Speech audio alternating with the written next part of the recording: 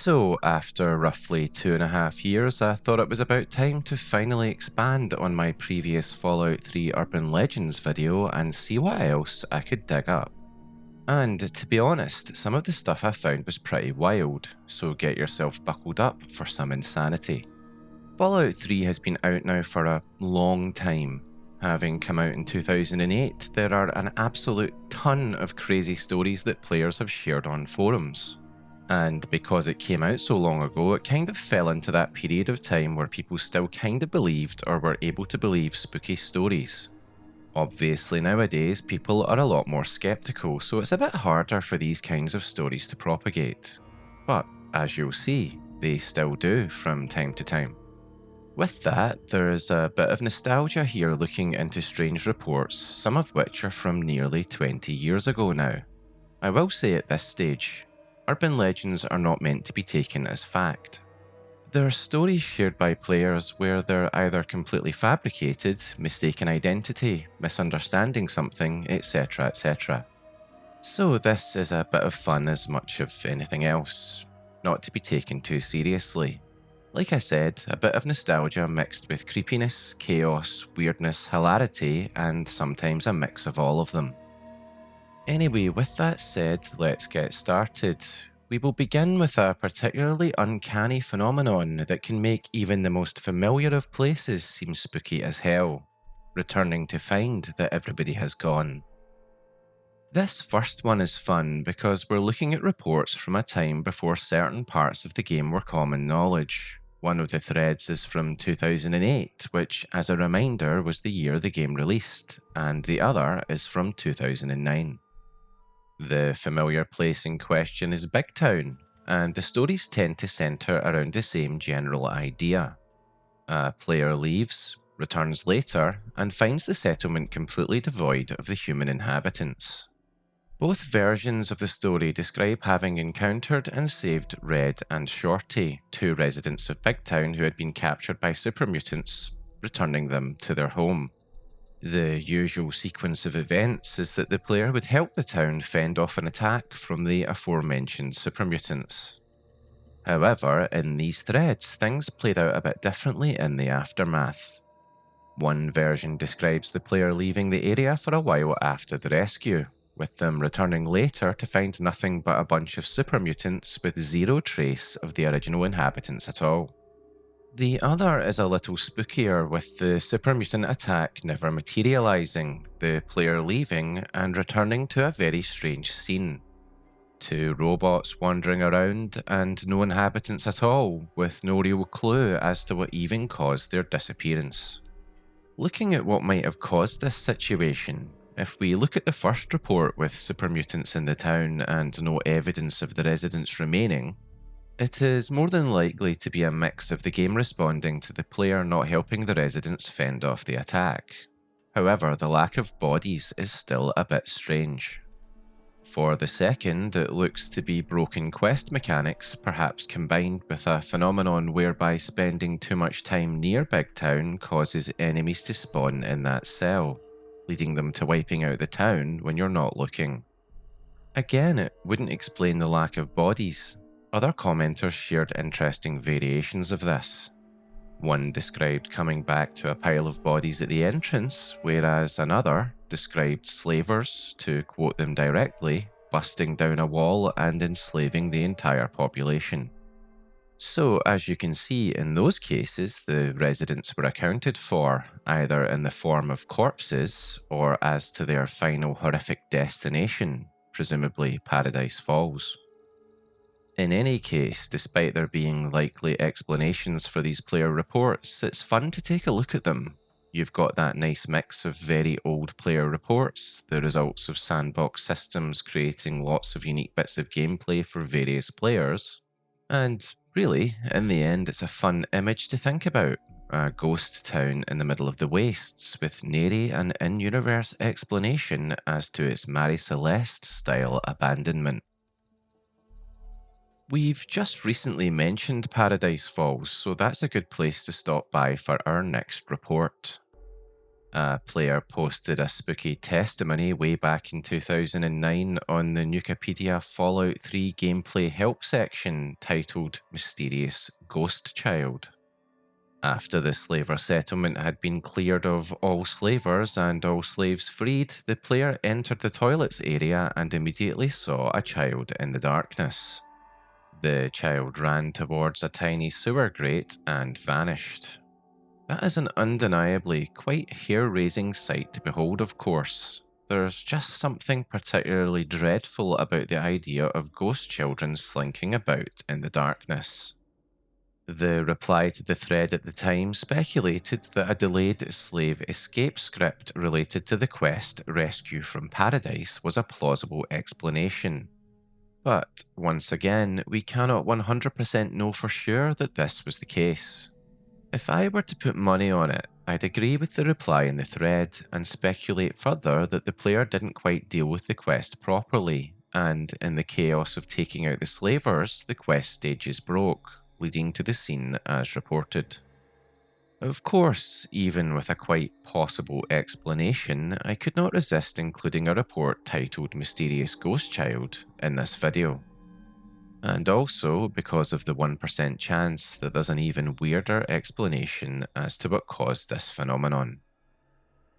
So far we've looked at vanishings and ghost children, but our next stop, Megaton, gives us a new phenomenon on a slightly more positive note: mysterious resurrection. According to a Fallout Wiki forum post from the 12th of September 2010, the player's brother, clearly a kind and gentle individual, summarily killed all of the residents in the town. Much later, the player's brother decided to move back to the now empty Megaton, and while taking a look about the place, presumably to bask in the warm glow of their fond memories of the town, entered Moriarty's saloon and found Gob, Nova and Moriarty inexplicably alive again, apparently back at work as if nothing had happened at all. The only reply to this report called it a normal glitch, with no more detail at all. There are questions to be asked. Why is it these three NPCs specifically who decided or were able to return from the other side of the Gamebryo engine's mysterious veil, and none of the others? I mean, it's pretty obvious that some kind of glitch took place here, but there are some specificities that make you wonder.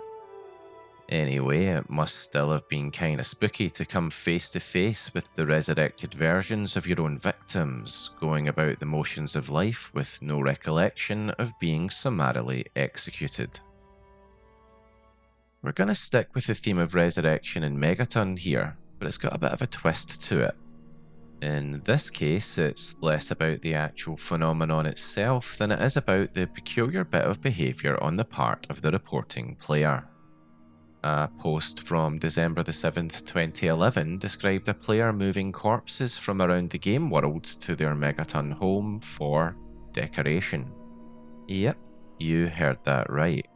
The original poster describes the corpses as working well as decor in the home. So, really, that user could become a bit of a myth in their own right, simply for the complete absurdity of the run-up to the actual in-game weirdness that followed. Unexpectedly, this player found that these decorative corpses had come back to life on returning to their Megaton home. Some woke up, attacked Wadsworth, or wandered off into the wastes again. Very weird stuff.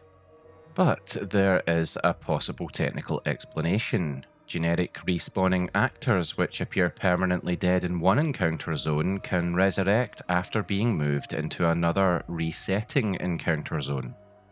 I will admit I am not massively au fait on how this all works, but I imagine the engine had some mechanism to ensure that permanent corpses would remain so.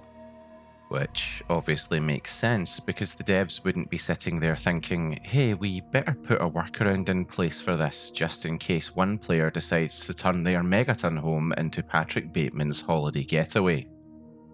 So for that story, we can give it a 50-50 weirdness split down the middle between the engine bringing the dead back to life and the fact someone even caused the conditions for it to happen in the first place. Anyway, moving on from dubious player activities leading to miraculous resurrections, we are going to look at a slew of wacky little reports that I came across concerning misbehaving body parts and, basically, crazy NPCs in general. One from 2010 taking place in Point Lookout's ritual site, which is already weird to be fair, saw a Fallout Wiki user reporting severed body parts twisting and dancing across the floor. A loud growl followed with no enemy marker, and their PlayStation 3 then froze. A perfect ending to a truly creepy image. Of course, I'm wondering if anyone else ever experienced this phenomenon. I've certainly never seen it before. In another report from 2009, a player came across a dead raider who seemed to still be blinking his eyes. Freaked out, they blew the head off, but apparently it kept on blinking. Glitch or not, it's pretty freaky stuff. Vault 87 is creepy enough, but one player report adds a bit more to the existing body horror of the place. The failed FEV subjects lying around the laboratories are some of the scariest things you can come across in the whole game. Another 2009 player report claimed that a failed subject stood up, seemingly alive, after the player took a potshot at the corpse. I've not seen this confirmed anywhere else, but I'd have found it absolutely terrifying if it had happened to me. 2009 must have been a particularly spooky year for Fallout 3 players, as our next report comes from then too. And I absolutely love this one, it is totally crazy. A Fallout Wiki talk page report says Asher was killed and decapitated, then later appeared in a state described as alive, sort of. His head was upside down, his arms were raised into the air, and his body moved without any legs. He had no voice, only giving the text "go away," and had seemingly turned immortal in this horrific state. No respite was possible for poor Asher, who, despite being pummeled with everything the player had, could only fall unconscious. So yeah, an immortal, eternally tortured freak of an entity that used to be Asher, forever wandering about the pit, saying "go away" until the end of time. The madness doesn't end there, of course. A nuka lurk allegedly stretched into a giant flat plane resembling a screen.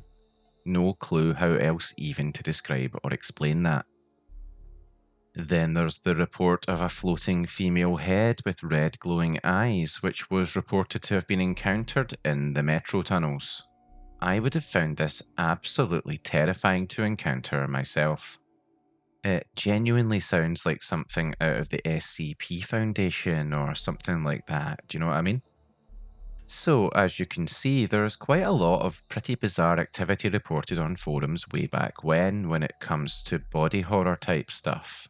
But we're going to be moving on now to briefly touch upon a different kind of strangeness: stalking behaviour. Rory McLaren, a slave from Paradise Falls, can be rescued from his servitude during the quest Strictly Business. He's supposed to go to Moriarty's saloon in Megaton. However, in one old GameFAQs report, Rory seemed to grow particularly attached to the player. Rather than going where he was supposed to, he began rather creepily following the player across the world in sneak mode. Killing him was suggested as the practical solution because nobody in the thread knew how to dismiss him otherwise. Interestingly enough, the same thread produced a similar story about Paladin Hoss. The player would fast travel, enter a building, and discover Hoss inside with them. He would then run for the exit. Not only that, our dear friend Hoss would slowly but surely be pilfering items from the player's Megaton home anytime he spawned there. Charming fella. Anyway, according to the poster, it wasn't a one-off. This happened every time they entered a building. Very strange stuff. I'm sure there are other stalking stories out there, but I didn't come across anything interesting enough to mention other than these two instances. If you can think of anything or have a story, make sure to pop a comment down below. Taking a completely different turn now, we're going to take a look at flying related behaviours and oddities that have been reported over the years. Deathclaws have been seen launching themselves upwards into the sky at various places across the world, according to a number of reports I came across. There were theories about the reason for it, with speculation that the effect was caused by cell boundaries and physics going haywire. In general, from my trawling through posts, they sort of formed a general flying Deathclaw phenomenon, or legend as it were, spreading across the years. In one particularly amusing account, it was described along the lines of a Deathclaw appearing to want to launch itself into space, after which it seemingly returned in-game hours later as a blue flash. In another, a player left a tunnel at night, saw a wastelander running away from something, and used VATS to discover that a Deathclaw was lurking in the air directly above them. And if you thought this madness was limited to Deathclaws, you're dead wrong. Super mutants have similarly launched themselves into the atmosphere, according to many dozens of reports. There are reports of entities falling from the sky too, with zero prior warning. A Chinese officer carrying a sword was said to have dropped from the sky near the Super Duper Mart, with another player corroborating the same occurrence. Seemingly, this is linked to a rather rare random encounter.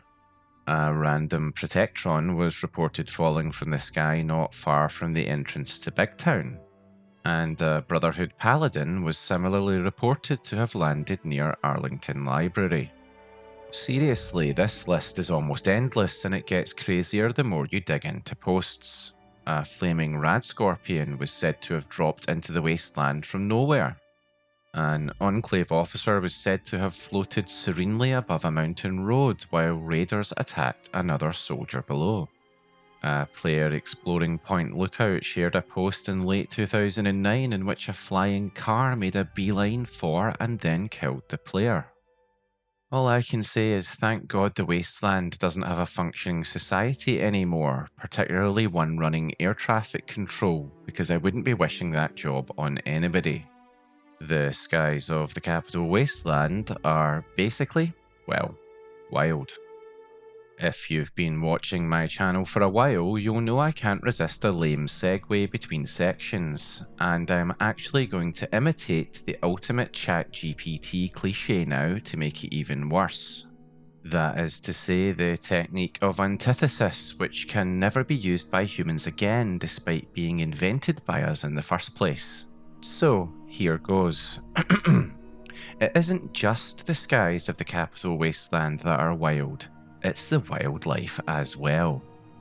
Now, being serious again, I love this first story. Friendly silver radroaches are one of the older and more obscure wildlife urban legends of Fallout 3. Like, genuinely, I wasn't able to find anything concrete on this other than a bunch of posts on forums years and years ago, which I will go through. The first was from 2008, in which the player found a couple of strange, silvery-looking radroaches in the metro tunnel leading to GNR, decided to leave them alone, and then watched as they attacked a ghoul and a super mutant, while not attacking the player character. The second was from another user a bit later in 2008, asking if anyone had come across silver radroaches. And the third was pretty interesting, from the same user as the second post, posted a little later in 2009, where they ask again if anyone has come across them, and this time shared that the silvery little creatures had killed some raiders for them. So, what is going on here? I'm not entirely sure, because apart from these mentions, I haven't been able to find anything else concrete about silver radroaches. If it's something very obvious I've missed, let me know, but all I can say is that despite playing Fallout 3 since 2008, I myself have never come across this phenomenon. For our next oddity, we're going to be taking a look at talking Deathclaws, which I've put in air quotes because it's not presented as actual talking Deathclaws with their own lines, but rather a report claiming that 3 Deathclaws basically appeared from nowhere in front of the player character, were able to be interacted with, and used voice lines and animations associated with Sticky, Jericho, and Moriarty, respectively.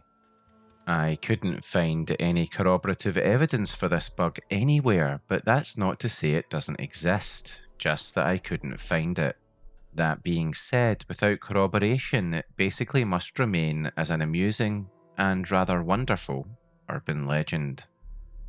Staying with the Deathclaws, we have a player report from December of 2008 which describes a pretty thrilling and gruesome sounding Deathclaw invasion of Rivet City. As ever, the player wanted to know if this had happened to anyone else, and was met with accusations of making the entire thing up, which, is kind of predictable. But we know Fallout 3 is a pretty janky game at times. Who's to say it didn't actually happen? In any case, unless it spontaneously glitches into someone's game who has the capability to record and share it, we will never know for sure. It's a fun story anyway. Moving on from the wildlife type stories into the ghostly, I have a fun couple of reports for you. Usually I save the best for last, but I can't help but talk about the Abraham Lincoln ghost first of all. The post, made in December of 2008, described a pretty wild happening. The original poster described watching their friend play, who was wearing the Lincoln hat and using the Lincoln repeater. While attacking some raiders using VATS, Abraham Lincoln seemingly appeared in the style of the mysterious stranger, fired at enemies, and shouted, according to the report, "Semper Sit Tyrannus." The original poster said that this was quite rare and happened maybe 5 or 6 more times by their recollection. Of course, there was no evidence for this beyond this one post, and no corroborative reports that I could find, so it's more than likely that this was a hoax post to goad players into collecting all the Lincoln-related memorabilia as a time-wasting exercise. That being said, while the evidence is undeniably non-existent, this urban legend remains one of the most memorable I came across, I think, and is exactly the kind of wind-up job that gets me nostalgic for old forums in the days before social media proper took over the world.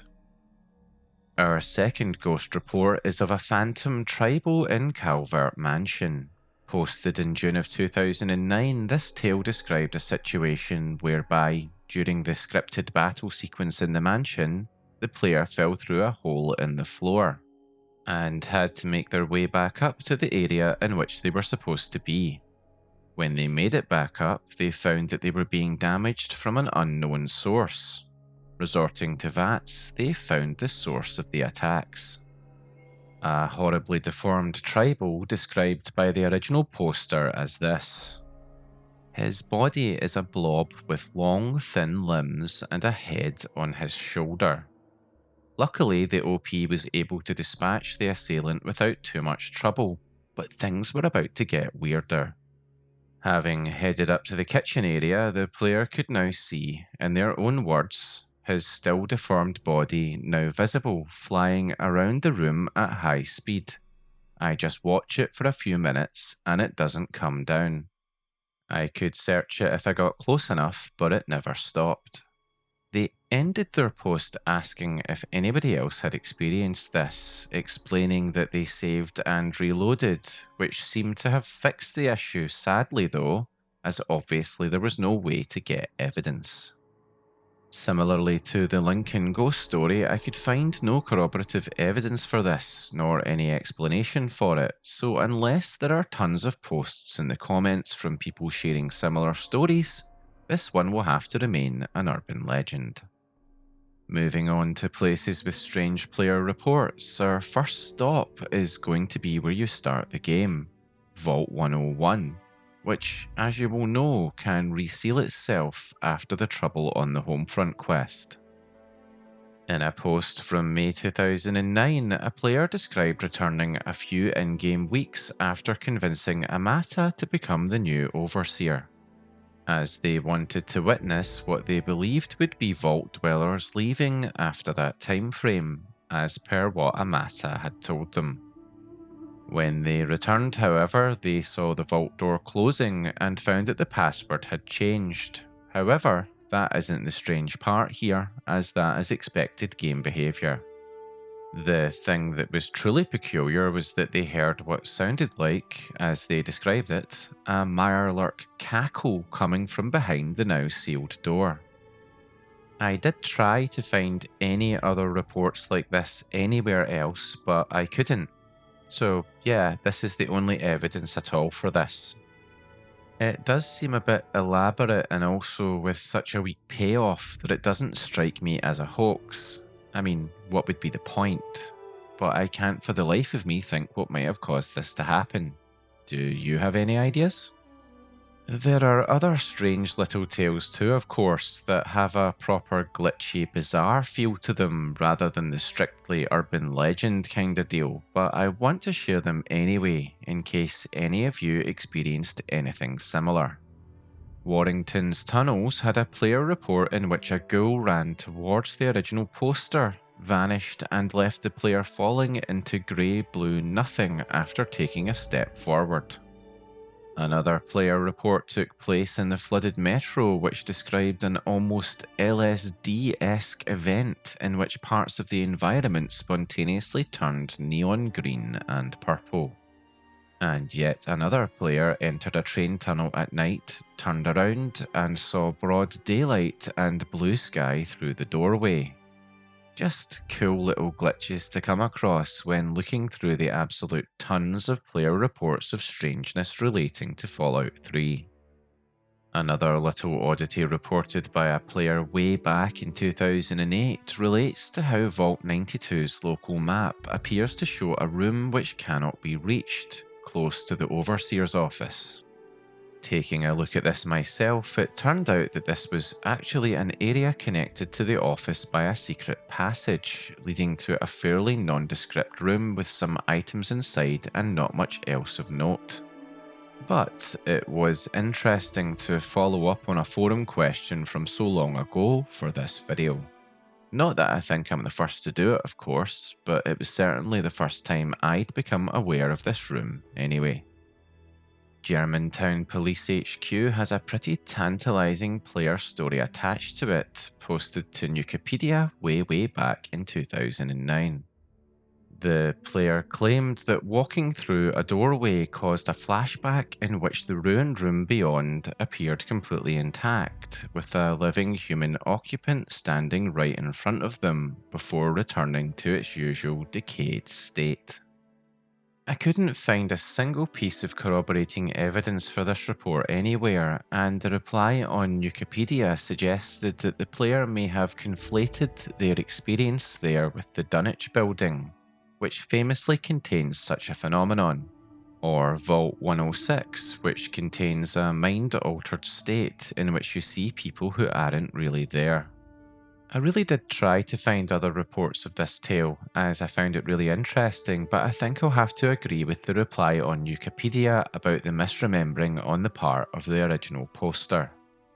That being said, it is fun to even consider that such a secret could exist in the game, even in the form of a glitch in which, say, the Dunwich effect triggered in the wrong building. Our next little bit of strangeness comes from a far more recent post and sits firmly inside of the player theory bucket, though I do think that there's a whiff of the urban legend about it. Anyway, this post appeared on Reddit in July 2021 and is a fun little bit of questioning as to whether the seemingly innocent Moira Brown is really as innocent as she seems. It has to do with the fact that Moira will sell you themed decor for your Megaton home, one of which is the Raider theme. Included in this theme is torture equipment and, shockingly, actual human remains that seem to have been turned into a bloody pulp. As the poster says, Moira would have had to get her hands on all of this material for you. And, like the poster, I am thinking, Moira? Moira Brown? That Moira Brown has gone off and procured not only the worst collection of depraved decor imaginable, but also a pile of human remains for you to admire as well.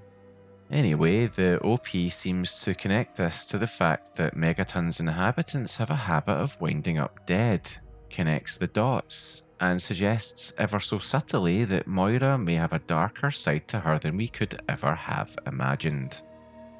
I'm not sure whether I completely agree that Moira Brown is a literal serial killer, but it can't be denied that she procured the dead body for your home. So, something to think about there for sure. I did actually come across another Megaton related thread, this time about Fox apparently dropping his generally amiable and intelligent personality to go on a full-scale killing spree in the town. According to a post from February 2010, the original poster visited Megaton with Fox and happened to hear some gunshots before realising that their previously faithful companion had decided to slaughter every living thing in the vicinity with the exclusion of the player, thankfully, I suppose.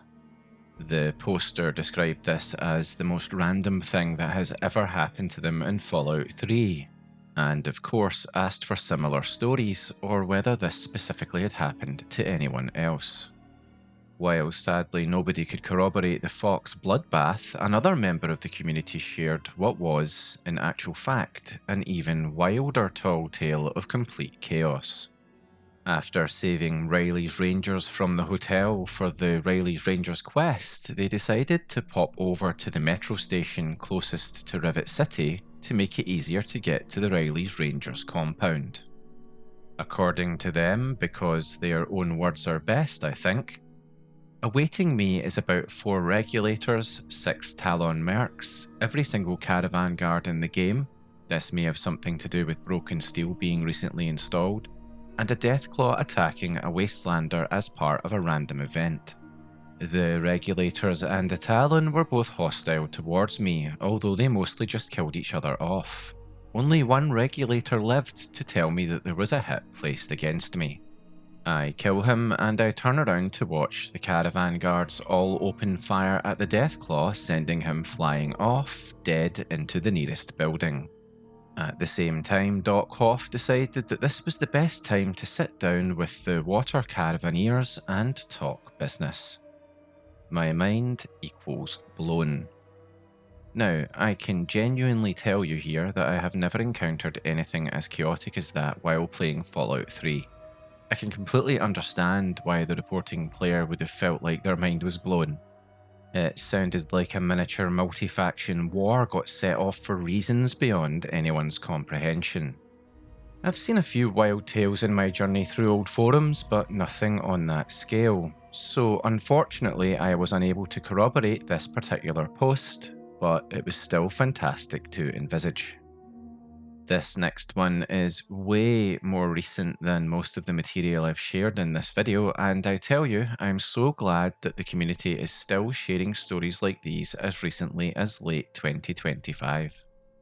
In this particular post on Reddit, we get a very strange aftermath to the whole Republic of Dave election quest. The original poster explains that they manipulated the election so that Dave's first wife would win, leading Dave to grumpily head off to Old Olney on his own, as per usual. However, what happened next is kind of funny and kind of creepy. When arriving at Old Olney later in their playthrough, the poster explained that Dave's son Ralph was there, unable to be engaged with in dialogue properly, and repeating the same line. "Let me take you to Daddy." To continue the tale in the poster's own words here for a moment, he walked incredibly slowly into Old Olney, but halfway through the town I could talk to him. I asked him about the elections, and he said something along the lines of, "It doesn't matter anymore because Dave's dead," then kept walking. He took to Dave's dead corpse, said nothing, stood for a little, then walked back out of town the way he came. So there you go. How incredibly grim. There's something about this that reminds me of the creepy line from Doctor Who, "Have you seen my mummy?" Poor Ralph repeating the line on his slow walk through the Deathclaw-infested town to pay his respects to his dead father. Actually, how would he even know that he had died? In any case, it's a fantastic player report, and as I said earlier, it was a treat to find something like this posted so recently. One particular report I find really fun was posted in January of 2009 and involved a player wandering around the vicinity of Tenpenny Tower, only to witness the man himself fall from the sky in an apparent, yeah, you know the word. I can't say it on here just in case it trips something in the algo. Anyway, the player was completely shocked by this and asked if anyone else had come across this bizarre moment. What caused Tenpenny to suddenly leap over his balcony? A reply to the thread suggested that the game had loaded him in beyond the boundary of his normal area, causing him to fall to his doom. But of course, I like to imagine that the guilt got the better of him. This is not the only case where he has reportedly died before players expected to meet him, creating a bit of a themed legend and speculation around the phenomenon. I actually did manage to find a second post from way back in the day describing something similar. And interestingly, a post from Reddit in 2024 too, also describing the same thing, with the extra detail that Carlos explained to the player that Tenpenny had died. This was before completing the quest to get the ghouls into the tower too. So, which is it? Glitch? Tenpenny having had enough of life? A tragic accident? In any case, we can see something that started out as an urban legend being confirmed as an amusing bit of emergent gameplay in the end. Now, of course, no matter what, you will come across some hoaxes from years ago when searching for stories to share, but even some of these can be interesting. I came across traces of a claim that Fallout 3 contained a hidden hunting game called Into the Wasteland, which would become available once beating the game, which shows how early this was, as it would have been before the Broken Steel expansion. What was frustrating is that I wasn't able to find the original hoax post for this, only a couple of traces of people who wanted to find out more about it and were informed that it was probably a hoax. A shame. If you have more information on this hoax and what it was actually purported to be with a bit more detail, be sure to let me know. I suppose as a bit of a palate cleanser for the whole hoax thing there actually was a pretty cool thing hidden in the game by one of the developers, which I found discussed in various places before someone posted in 2009 to explain the following. I was reading the Collector's Edition game guide, and in the extras section, Mark Lampert says, "While these Morse code calls near the radio towers are sort of Easter eggs unto themselves, I've also left my own amateur radio call sign in the game just for fun. It's hidden inside a looping sound effect that players will hear in certain locations, though it's really buried and will be very difficult to find. Players will need to recognise what they're hearing, then use an audio editor of some sort to filter out the information. Good luck." Players did actually manage to find and decode Mark's call sign, which was KB3OKS.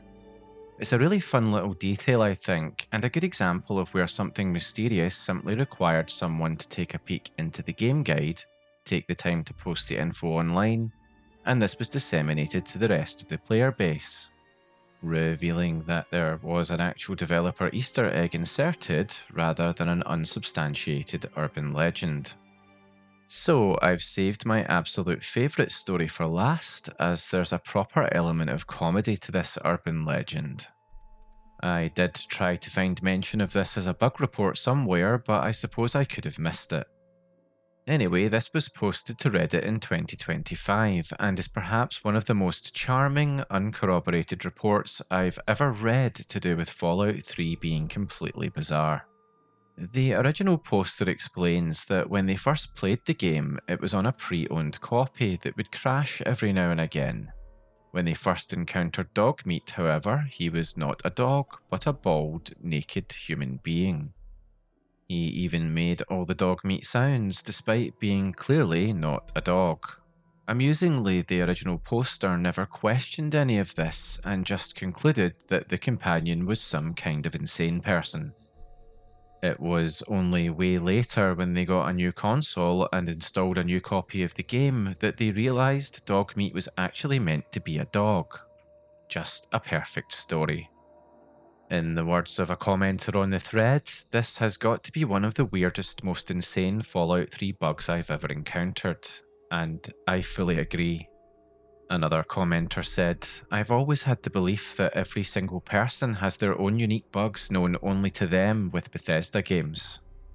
You know, I kinda want to believe this is true. It almost has that every copy of Super Mario 64 is personalised energy going on. Just absolutely brilliant. Anyway, that's us at the end of our journey through the weird and wonderful depths of Fallout 3's community urban legends. Don't forget, I have a previous video with some of the more famous Fallout 3 urban legends if you haven't seen that yet.